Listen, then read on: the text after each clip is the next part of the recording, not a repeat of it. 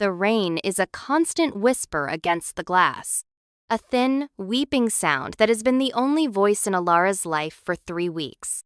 Her grandfather's cabin is a fortress of pine logs and silence, perched on a mountain that cares little for the world below. It smells of damp earth, wood smoke, and the faint, sweet scent of the tea she can no longer stomach. She rests a hand on the taut swell of her belly, a protective gesture that has become as unconscious as breathing. Inside her, a tiny life flutters, a secret kept between her and the groaning timber of the walls. 6 months. 6 months of this quiet, rhythmic growth. 3 weeks of this self-imposed exile.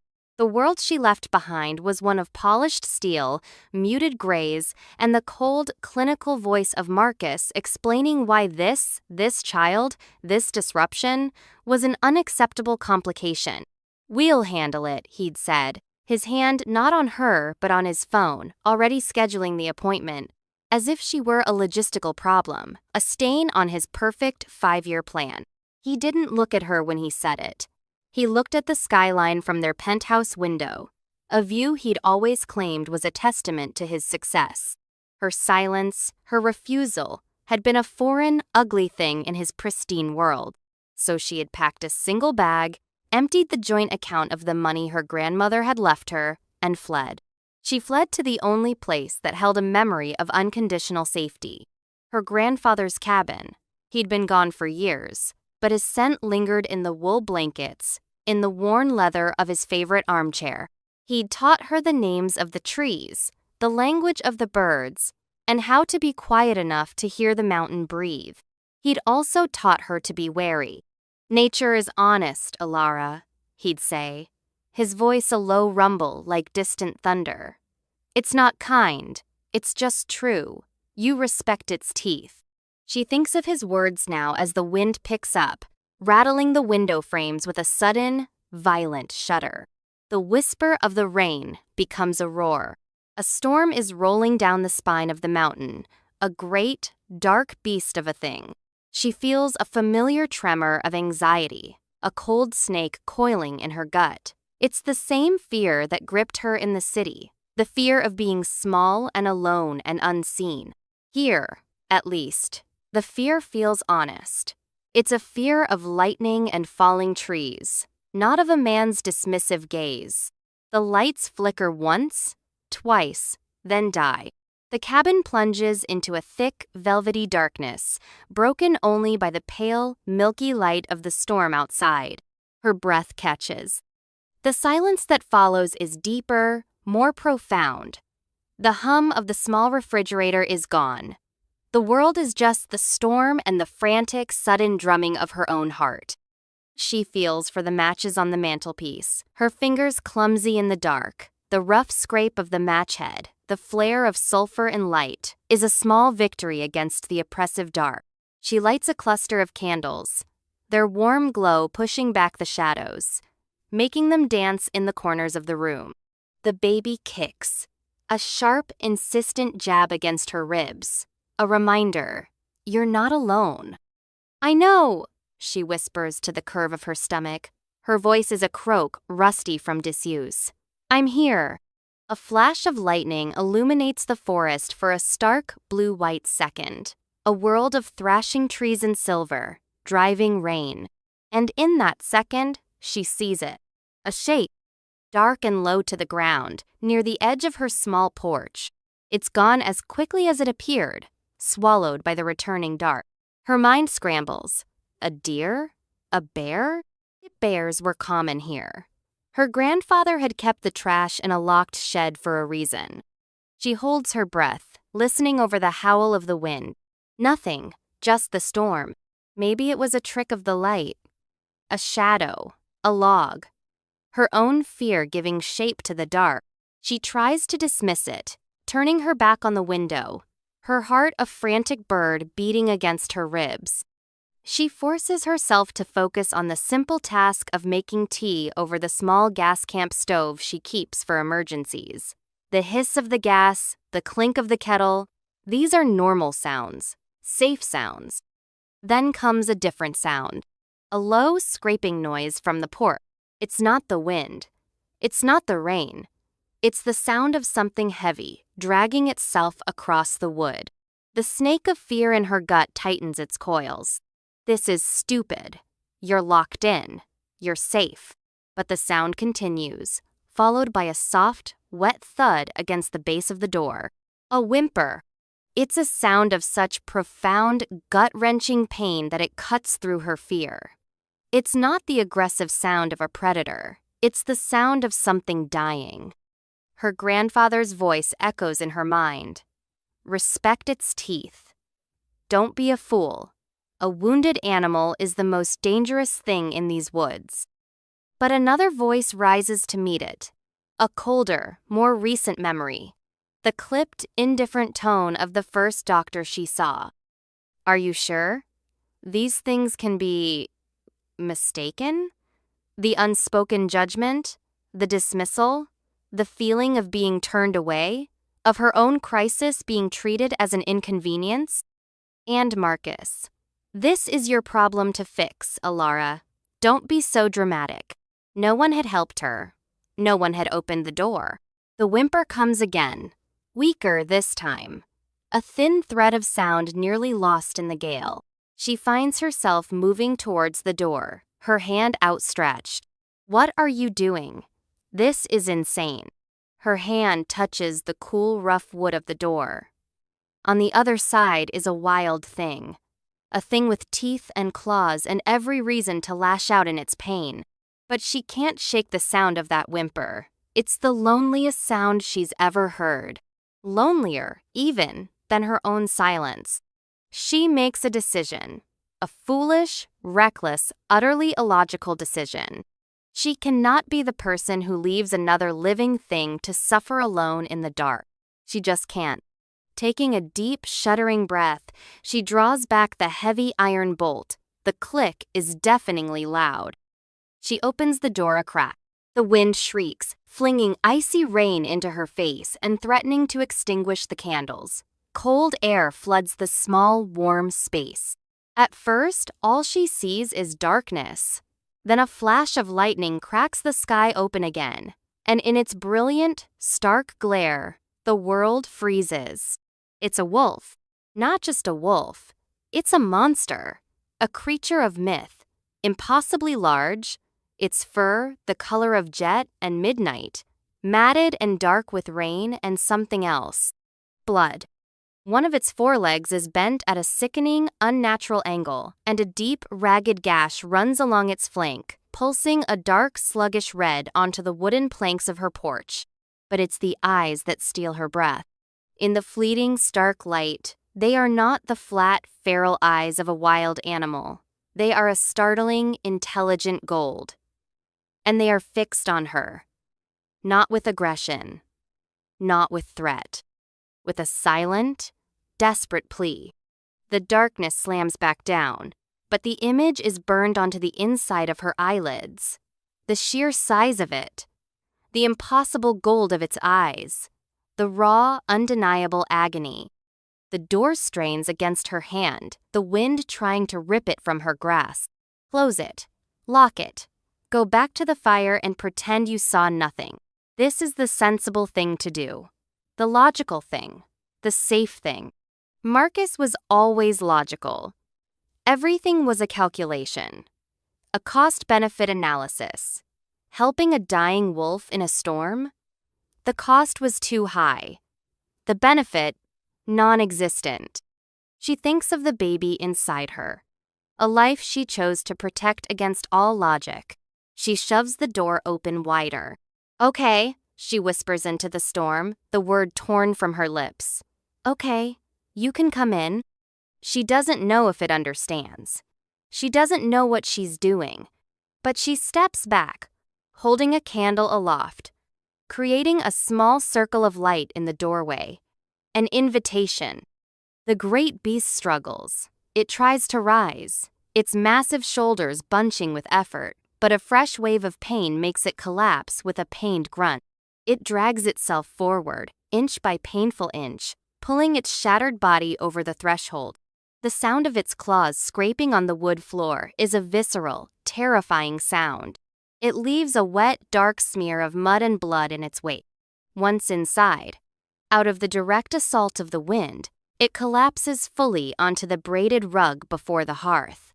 Its head rests on its paws, and its breathing is a series of shallow, ragged pants. The rise and fall of its ribs is a stuttering, desperate rhythm. Alara slowly, carefully, pushes the heavy door shut, ramming the bolt back into place. The roar of the storm is once again muffled, distant. The cabin is suddenly very small. It's filled with the presence of this creature, the smell of wet fur, of blood, of the wild, untamed forest.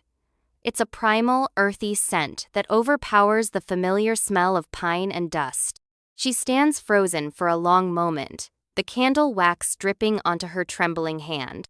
The wolf lies utterly still, except for its panicked breathing and the slow, constant seep of blood from its side.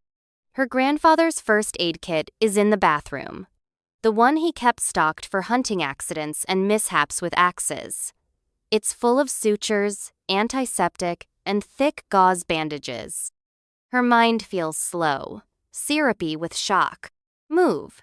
You let it in. Now you have to do something. Leaving the candle on the mantel, she fetches the kit. Her hands shake as she opens the metal box. The clinical smell of rubbing alcohol fills the air. She approaches the wolf slowly, cautiously, like approaching a bomb. I'm not going to hurt you, she says, her voice barely a whisper. She feels foolish talking to it, but the silence is worse. I just want to see. The wolf's golden eyes follow her every move. There's a deep intelligence there, a terrifying awareness that she can't explain. It doesn't growl. It doesn't shift. It simply watches her, as if weighing her, judging her. She kneels beside it, her own body aching with the strain. The warmth radiating from its massive form is like a furnace. She can feel the fever coming off it in waves. The gash in its side is worse than she thought. It's deep, torn open as if by the claws of something even larger. Or perhaps caught on a sharp rock or a broken branch in a fall. Debris is embedded in the wound. It will get infected. It will die. Okay, she breathes, more to herself than to the animal. Okay, Alara, you can do this. She soaks a clean rag in the warm water she'd boiled for her tea. Hesitating for only a second, she reaches out and gently, so gently, begins to clean the edges of the wound. The wolf flinches, a full-body tremor, and a low growl rumbles deep in its chest, a sound like shifting tectonic plates.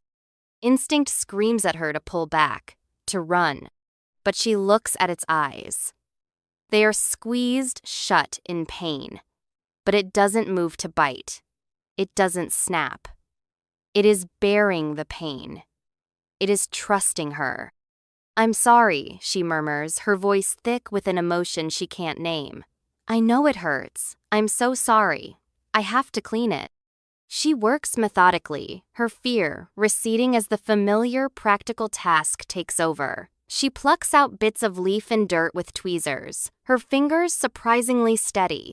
She flushes the wound with antiseptic, earning another pained tremor and a soft whine. The broken leg is beyond her.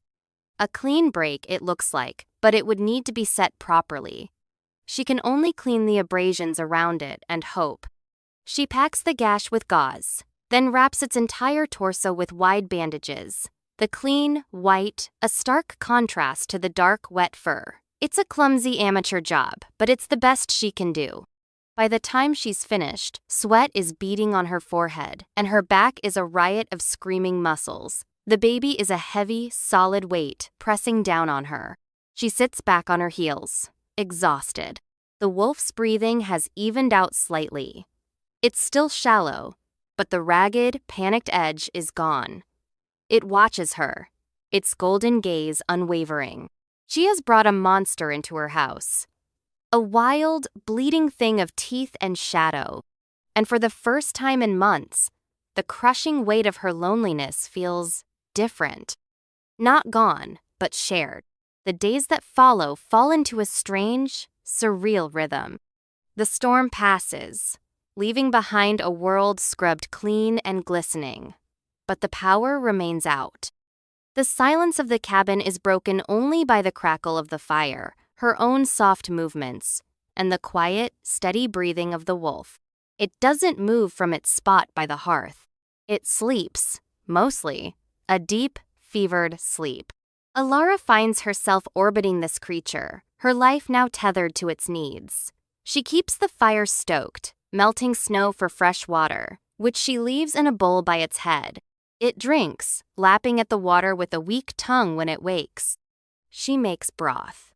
Rich, savory chicken broth, the kind her grandmother used to make when she was sick. She holds the bowl for the wolf, and to her astonishment, it eats. Slowly, delicately, it licks the broth from the bowl. She tilts towards its mouth. The sheer intimacy of the act is staggering. Her, a pregnant, runaway woman, hand-feeding a wild wolf in her grandfather's isolated cabin. If anyone could see her now, they would think she had lost her mind. Maybe she has. But as the days blur together, fear begins to curdle into a strange kind of companionship. She starts talking to it. At first, it's just practical things. I have to change your bandages now. Please don't bite me. The wolf never does. It endures her fumbling ministrations with a stoic stillness that is unnervingly human. It flinches when the antiseptic stings, but it never so much as curls its lip. Then, the words start to spill out of her. The things she has held locked inside for months. He didn't even want to come to the first appointment, she says one afternoon, carefully spooning more broth into the wolf's bowl. Its golden eyes are fixed on her face, listening. She knows it's ridiculous, but it feels like it's listening. Marcus. He said he was too busy. A merger was closing. He always had a merger, or a deal, or a conference call. Something more important than this. She gestures vaguely at her own swollen form. The wolf blinks slowly. When I told him it was a girl, he just nodded, like I'd told him the weather forecast. And he said, well, we'll need to adjust the trust provisions. Not, I can't wait to meet her. Not, is she healthy? Just logistics. A single tear escapes and traces a hot path down her cheek. She dashes it away, angry with herself. I'm sorry, I don't know why I'm telling you this. She continues to talk. She tells the wolf about her grandfather, about her dream of being an illustrator, a dream Marcus had called a cute hobby. She tells it about her fear of being a mother, of being alone, of failing this tiny, innocent life inside her. The wolf is her confessor, a silent, warm, breathing secret keeper. Its presence is a solid, grounding weight in the fluid uncertainty of her life. One evening, as she's changing its bandages again, she notices something that makes her pause. The wound. It's healing. Not just healing. It's healing at an impossible rate. The gash that had been a deep, angry red just a day or two ago is now clean and pink at the edges. New skin is forming, pulling the wound closed with a speed that defies all biology. Even the swelling around the broken leg seems to have lessened dramatically. It makes no sense. She touches the edge of the newly formed skin. It's warm and supple. The wolf watches her, and for a moment she feels a flicker of something in its gaze. Not fear. Not pain. Something that looks almost like apprehension. As if it has been caught in a secret. She dismisses it as a trick of the firelight. It's a strong animal, a wild animal. They heal faster than people. That's all. But the seed of strangeness has been planted. A few days later, she wakes in the middle of the night to a full bladder, a common occurrence now. The fire has burned down to glowing embers, casting the cabin in a deep red-orange gloom. She swings her legs out of bed, her feet finding the cold wood floor. The wolf is no longer on the rug. A jolt of pure adrenaline shoots through her. She scans the small cabin, her heart pounding. The shadows are deep and menacing. Then she sees it.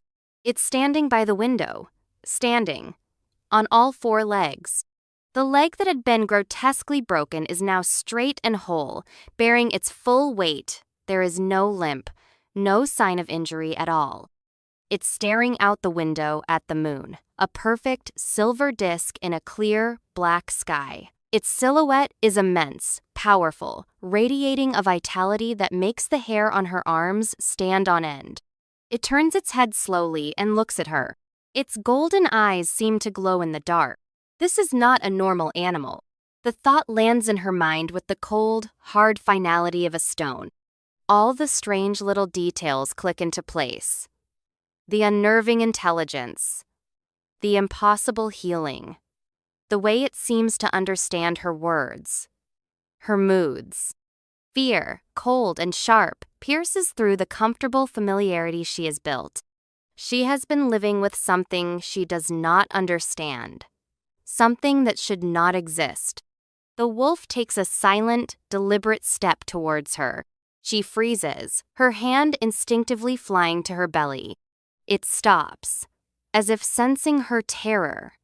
It lowers its head in a gesture that looks impossibly like submission.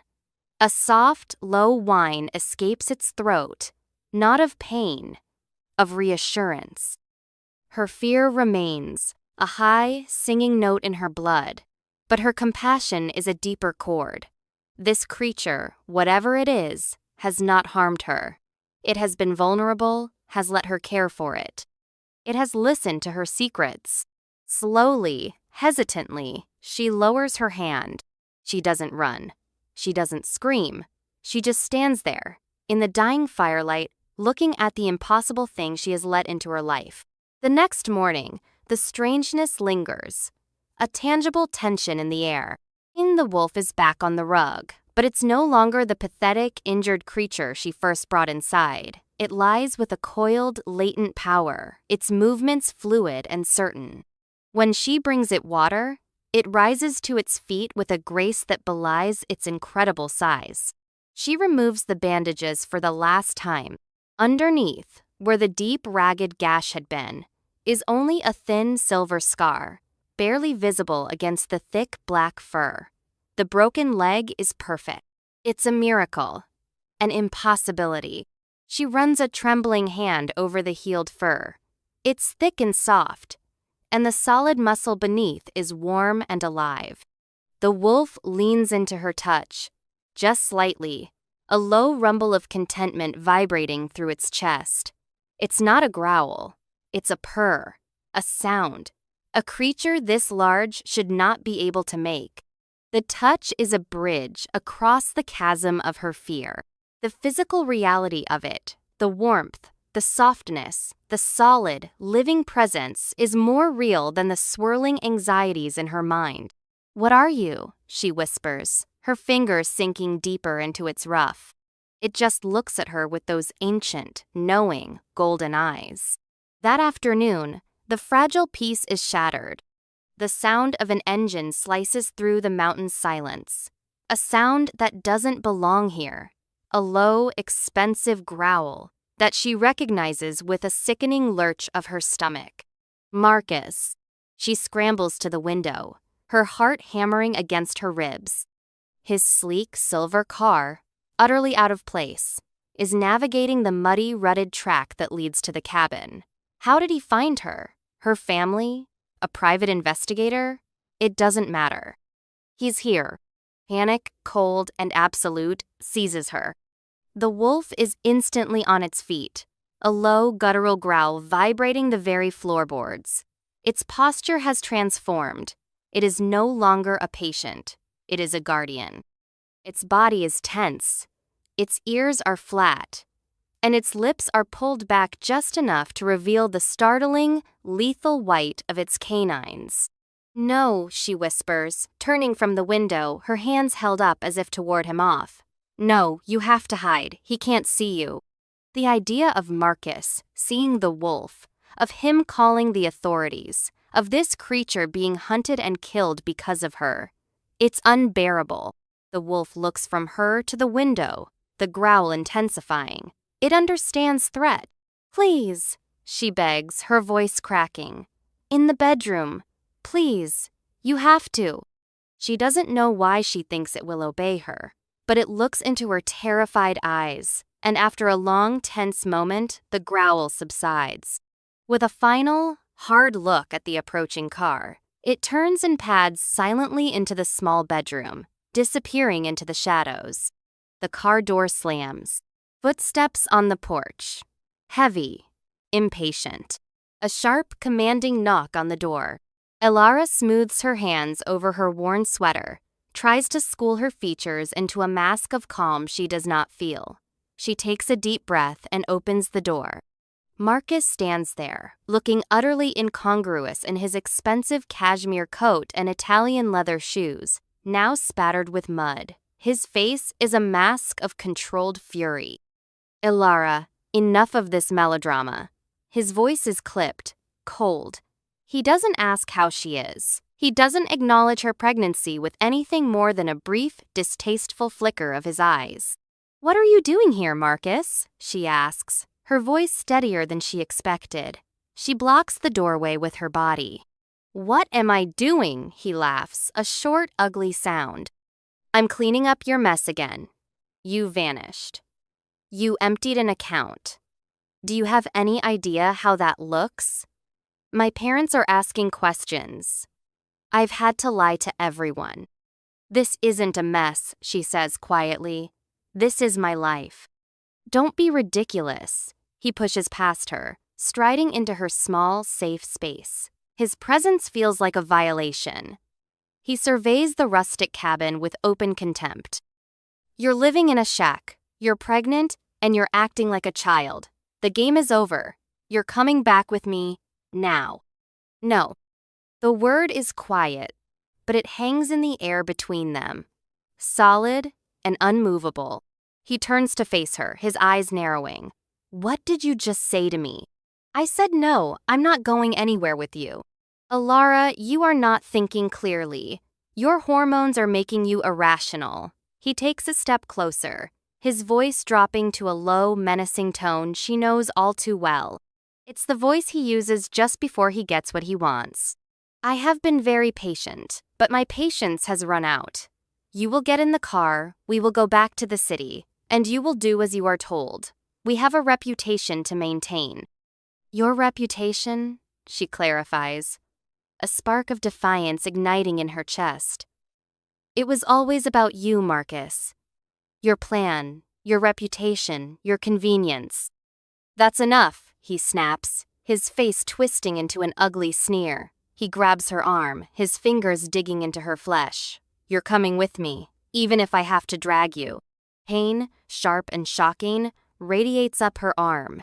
She flinches, trying to pull away, but his grip is like iron. A sound erupts from the bedroom. It's not a growl, it's a roar. A deep, terrifying, world-ending sound of pure, unrestrained fury. The bedroom door splinters, flying off its hinges as the wolf explodes into the room. It is a vision of primal rage, a blur of black fur and flashing teeth. It moves faster than anything that large should be able to move. Marcus freezes, his hand dropping from her arm as his face drains of all color. His mouth opens, but no sound comes out. He is staring at an impossibility, a nightmare made flesh. The wolf doesn't charge him. It doesn't need to.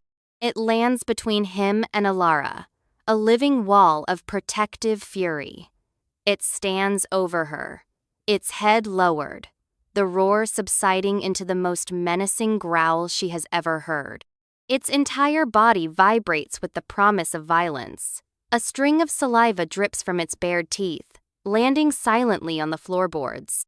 Marcus stumbles backward, tripping over the leg of a chair and crashing to the floor. He scrambles away on his hands and knees, pure, animal terror etched onto his handsome face. He looks pathetic, small. He fumbles for the door, throws it open, and flees without a backward glance, leaving the door gaping wide. A moment later, the sound of his car engine roaring to life, tires spinning in the mud, then fading rapidly into the distance.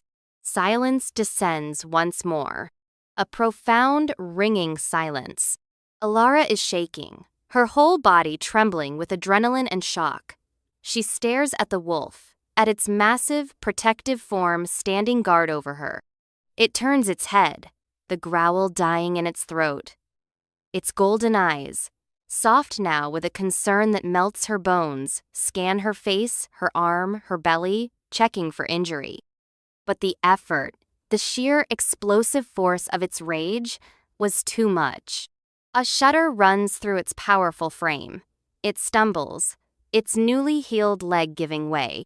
A pained whine escapes its throat as the silver scar on its flank pulls, a dark bead of fresh blood welling up on the surface. It collapses onto the floor, its strength utterly spent. It lies panting, looking up at her with exhausted, pain-filled eyes. He protected her. This impossible creature protected her and her unborn child from the man who was supposed to love them. Something inside her breaks. A dam of fear and loneliness and despair she has been holding back for months. Without a second thought, she drops to her knees beside it. The hard wood floor presses into her knees, but she doesn't care. The wolf is weak, trembling. The cold air from the open door is washing over it. She shuffles closer, her movements clumsy with her pregnancy. She wraps her arms around its thick, warm neck, burying her face in its soft fur. It smells of ozone and forest and a wild, clean musk that is utterly its own. She shields its body with her own. A small, soft, pregnant woman, protecting the massive, terrifying creature that had just saved her. It is a reciprocal sacrifice, an instinct, a truth deeper than words. "It's okay," she sobs into its fur, her tears soaking into the thick pelt. "I'm here. You're safe. It's okay." She holds it, her body shielding it from the cold draft, her arms a circle of comfort. And then, the world goes mad.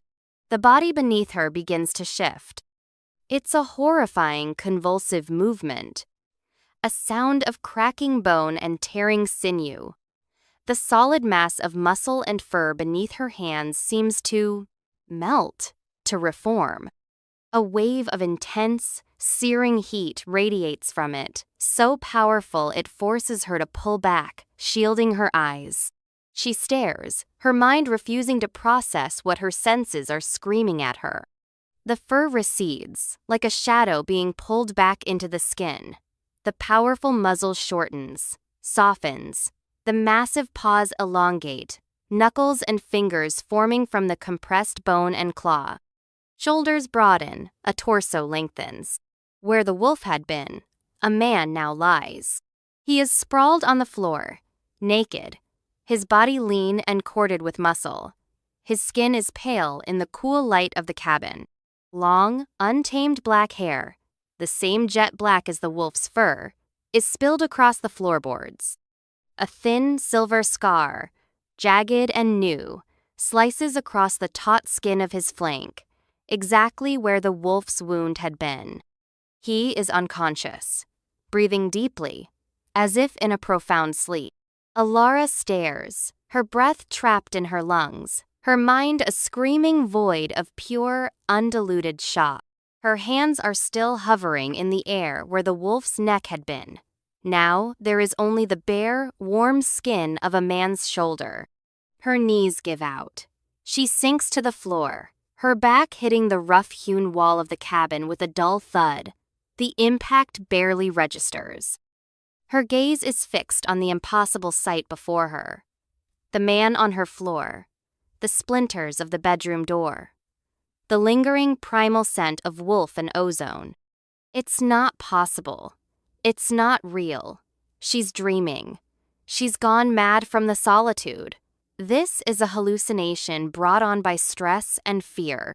But the cold draft from the open door is real. The ache in her back is real. The frantic, fluttering heartbeat of her baby is real.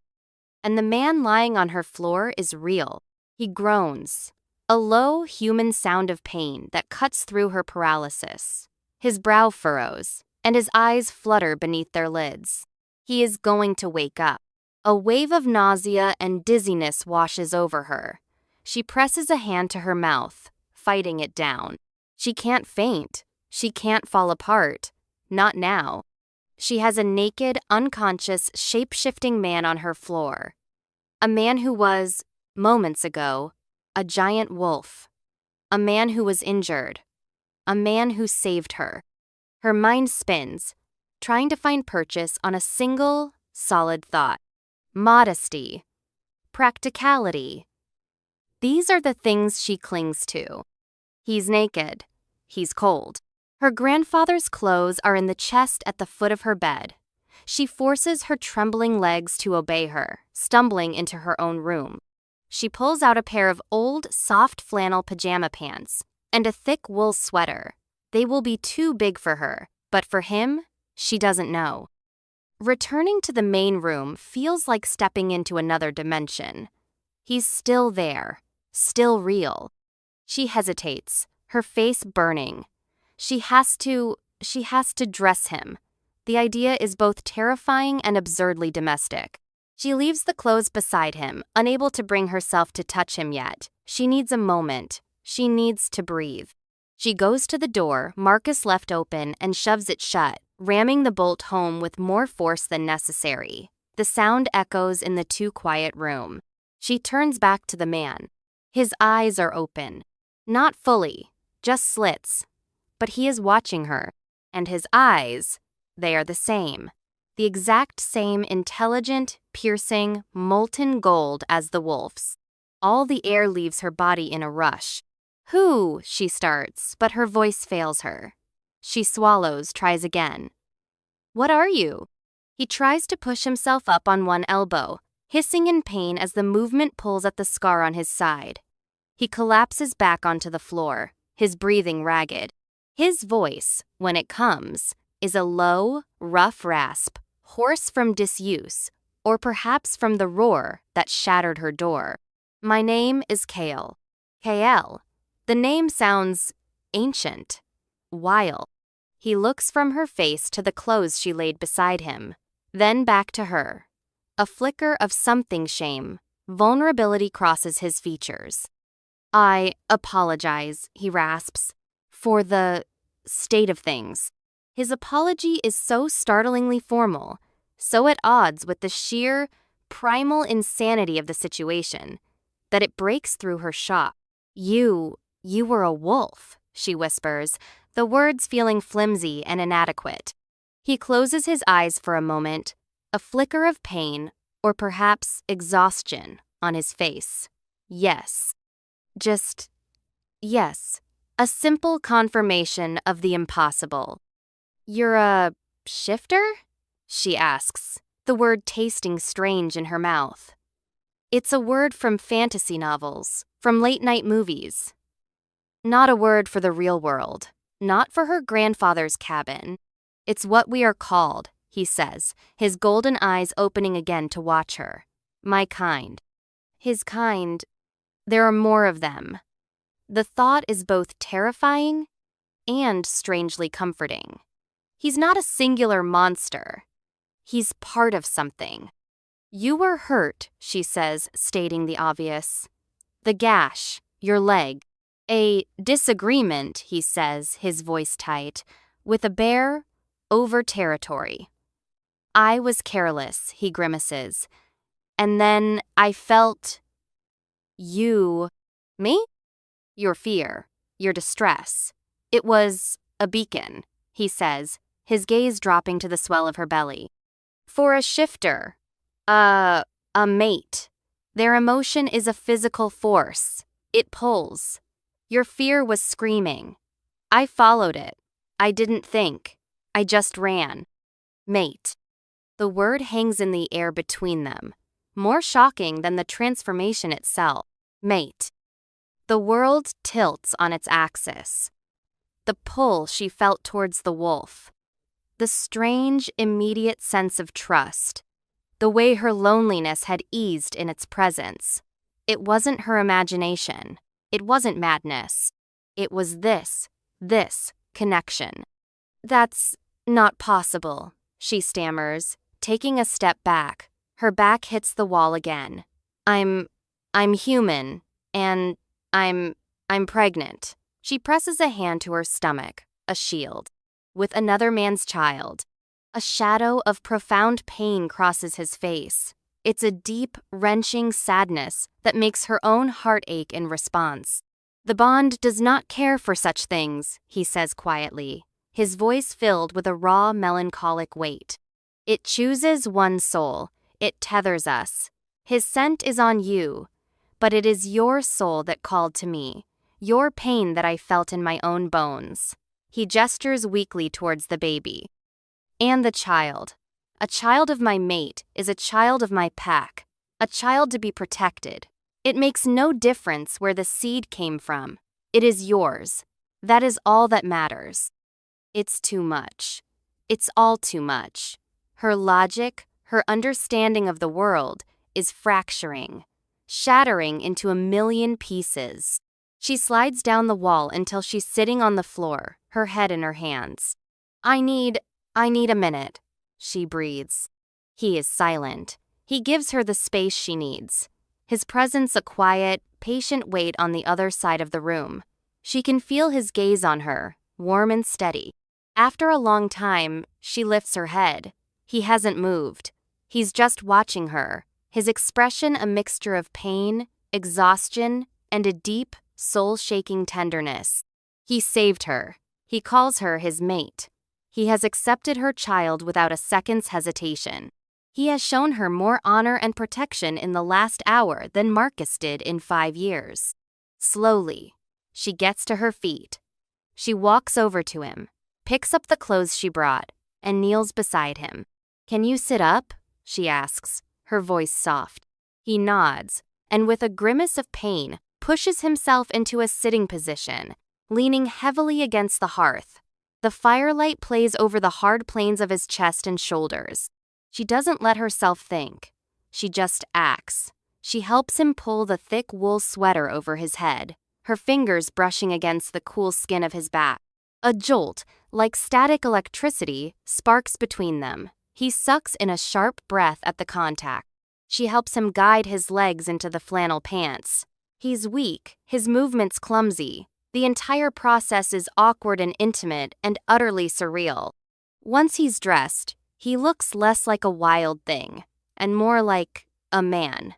A very large, very tired man, drowning in her grandfather's old clothes. He leans his head back against the stone of the fireplace, his eyes closed. Thank you. You should be in bed, she says, her voice taking on a practical, almost nurse-like tone. It's easier than dealing with the storm of emotion inside her. You're exhausted and hurt. The transformation, after an injury, it takes a toll, he admits, not opening his eyes. The rage, that also drains the reserves. I don't have a bed big enough, she says, thinking of her own small double bed. The floor is fine, he murmurs, as long as I am near, it is enough. Near you. She retrieves a pillow from her bed and a stack of the thickest wool blankets she can find. She arranges them on the rug where he had lain as a wolf, a makeshift bed. He watches her through heavy-lidded eyes as she works. When she's done, he slowly, painfully eases himself down onto the blankets, curling onto his side and pulling another blanket over himself. He looks up at her from the floor. Alara, he says, her name a soft prayer on his lips. I am sorry for frightening you. I never intended for you to see. This, not like this. You saved me, she says simply. You saved us. A faint smile touches his lips, a fleeting expression of relief. That is my right, he whispers, his voice already growing thick with sleep. It is my only purpose. And with that, his eyes drift shut, and his breathing deepens into the slow, steady rhythm of sleep. Alara stands over him for a long time, a storm of impossible thoughts and emotions warring inside her. fear and wonder. Disbelief and a strange, terrifying hope. Her life, which had been broken and empty, is now filled with a secret so immense it threatens to consume her. She has a monster sleeping on her floor. A guardian. A shifter. Her mate. The days after the revelation are quiet, but charged with a new, unspoken tension. Kyle sleeps for nearly 24 hours straight, a deep, healing sleep. Alara moves around him, her steps soft, her heart a tangled knot of anxiety and wonder.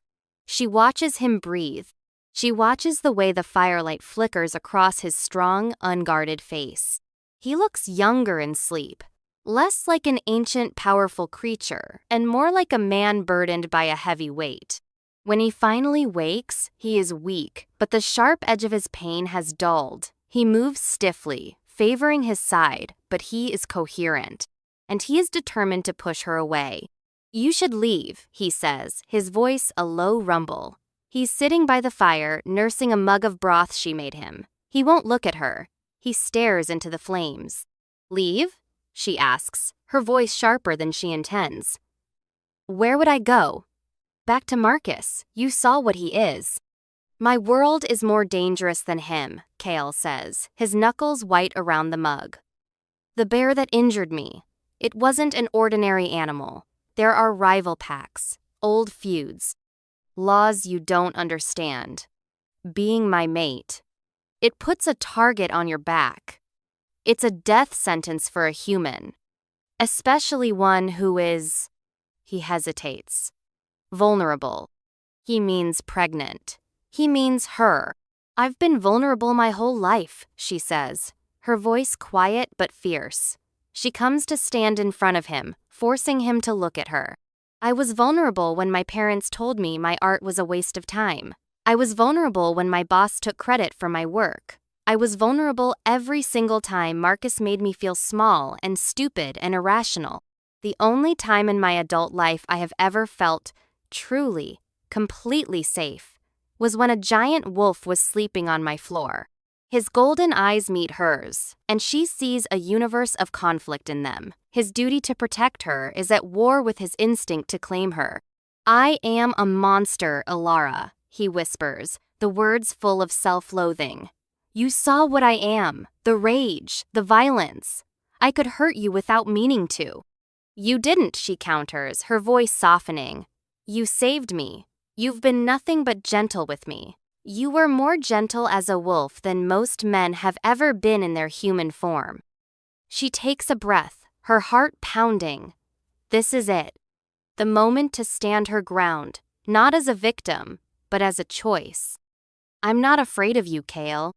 The words hang between them, a fragile, powerful truth. He searches her face, looking for any hint of a lie, any flicker of fear. He finds none. Only a weary, stubborn resolve. A shudder runs through him. He sets the mug down on the hearth with a hand that is not quite steady. "You should be," he says, his voice thick with emotion. "Maybe," she concedes, "but I'm not." She reaches out, her hand hesitating for a fraction of a second before she gently touches his cheek. His skin is rough with stubble, but warm, alive. At her touch, his eyes flutter shut, and a low, broken sound escapes his throat. He leans into her palm, like a starving man offered bread. It's a gesture of complete surrender. The confession comes in a torrent, a flood of words held back for a lifetime. "I have been alone for so long," he murmurs, his eyes still closed, his voice a raw whisper. An alpha leads, he protects, he decides. But he is always apart, always separate. I never thought the bond would happen for me. I thought I was destined to be alone." He opens his eyes, and the sheer, desperate longing in them is a physical blow. "The moment I felt your fear, it was like the world finally came into color. It was agony, but it was real. It was a connection. And when I saw you, standing in that doorway, so terrified but so brave, it was like coming home." Her own confession feels small in comparison, but she gives it to him anyway. I thought I was broken, she whispers, her thumb stroking his cheek. I thought Marcus had shattered anything good in me. But when I found you, when I was caring for you, I felt useful. I felt strong. I felt strong. I felt like me again. He turns his head and presses a kiss into the center of her palm. The touch is electric, a jolt of pure, unadulterated longing that travels up her arm and settles deep in her core. It's not a kiss of seduction. It's a kiss of reverence, of gratitude. Ilara, he breathes her name against her skin. He rises to his feet, a fluid movement that speaks of his inherent power. And now he is standing before her, towering over her, but he doesn't feel menacing. He feels like a shield. He gently takes her hand from his face, his large, warm hands enveloping hers. He looks down at her, his golden eyes burning with an intensity that makes her breath catch. Is this what you want? He asks, his voice low and serious. A life with me? With my pack? A life of shadow and danger and secrets?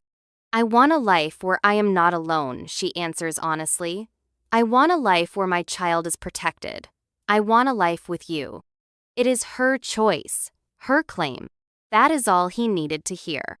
He lowers his head, and his lips meet hers. The kiss is not gentle. It is a cataclysm.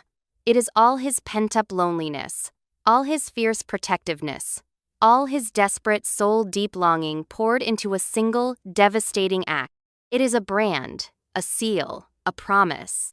She kisses him back with all her own broken pieces, with all her newfound strength, with the fierce, desperate hope for a future she had never dared to imagine. It's a kiss that tastes of wood smoke and tears, and the impossible, wonderful truth of a home found in the most unlikely of arms. When he finally breaks the kiss, they are both breathless. He rests his forehead against hers, his eyes closed. Mine, he growls, the sound a low, possessive vibration against her lips. Not a claim of ownership, a statement of fact, a declaration of belonging. Yours, she whispers back, and for the first time, the word doesn't feel like a surrender. It feels like a victory. 6 months later, the world is no longer pine and silence. It is the rich, loamy scent of a thriving forest, the murmur of 100 lives lived in concert, and the distant, happy sound of children playing. Hale's pack territory is a sprawling, hidden valley, a sanctuary carved out of the deep wilderness, protected by mountains and magic. There are houses built into the hillsides, their lines organic and flowing, blending seamlessly with the landscape. Smoke curls from stone chimneys, and the air hums with a quiet, powerful energy. Ilara stands on the porch of the Alpha's house. Their house a solid, beautiful structure of riverstone and ancient timber. In her arms, a small, warm bundle snoozes contentedly. Willow. Her daughter. She is 2 months old, with a tuft of downy black hair and eyes that are slowly deciding what color they want to be. She is perfect. She is healthy. She is loved with a fierce, absolute devotion by everyone around her. Hale's pack had been wary at first. A human mate, pregnant with another's child. But Kael's word was law, and his devotion to Ilara was so palpable, so absolute, that their wariness had quickly melted into acceptance, and then into a fierce protectiveness of their own. They had seen her quiet strength, her unwavering compassion. They had seen the way their Alpha, once so solitary and burdened, now smiled. She had found not just a mate, she had found a family, a tribe. Hale steps onto the porch behind her, wrapping his strong arms around her and the baby. He rests his chin on top of her head, inhaling the scent of her hair. She's sleeping, he murmurs, his voice a low, happy rumble against her back. She's always sleeping. Ilara laughs softly. I think it's her superpower. He presses a kiss to her temple. You're happy here? He asks. It's a question he still asks often, a quiet insecurity that lingers beneath his Alpha certainty. She leans back against his solid warmth, her heart full to bursting. Kael, she says, turning her head to look at him. I'm home. His golden eyes soften, the last of his tension melting away. A car is approaching. The sound is still jarring in this peaceful place, a reminder of the world outside. It's a rental, sputtering up the long private road that leads to the valley. Kale tenses, his arms tightening around her instinctively. Who is it? Alara already knows. She feels no fear, just a weary, distant pity. It's him! Marcus. He had, through a series of expensive lawyers and relentless legal threats, managed to secure a single, supervised visit. A judge, seeing only a wealthy, repentant father and a woman with no fixed address who had run away, had granted it. Hale had wanted to refuse, to tear the court order to shreds and the lawyers with it, but Alara had stopped him. Let him come, she'd said. Let him see. The car pulls to a stop. Marcus gets out. He looks smaller here, diminished by the scale of the mountains, the ancient trees. His expensive suit looks like a costume. He carries a ridiculously large teddy bear. He stops short when he sees them on the porch. His gaze flickers from Alara, looking healthy and serene, to the powerful, imposing man holding her, to the tiny, perfect baby in her arms. His carefully constructed mask of confident entitlement cracks. He sees a life that has moved on without him, a life that is thriving in his absence. Alara, he begins, his voice strained. Kyle doesn't growl. He doesn't move. He simply stands there, his presence a silent, immovable declaration of ownership and protection. His golden eyes are flat and cold as a winter sky. Marcus falters. He looks at Willow, at the daughter he discarded. He sees a child who will never need him, who will be raised by a man who is more than a man, in a world of fierce love he can't even begin to comprehend. He sees what he lost, what he threw away out of pride and convenience. He takes a half step forward, then stops. The distance between them is a chasm he can never cross. He looks at Alara one last time, at the woman he tried to break. She is not broken. She is whole. She is radiant. She doesn't glare at him. She doesn't say a word. She just looks at him with a calm, quiet strength. And in her eyes, he finally sees himself for what he is. Small, selfish, irrelevant. Without another word, Marcus drops the teddy bear in the dirt.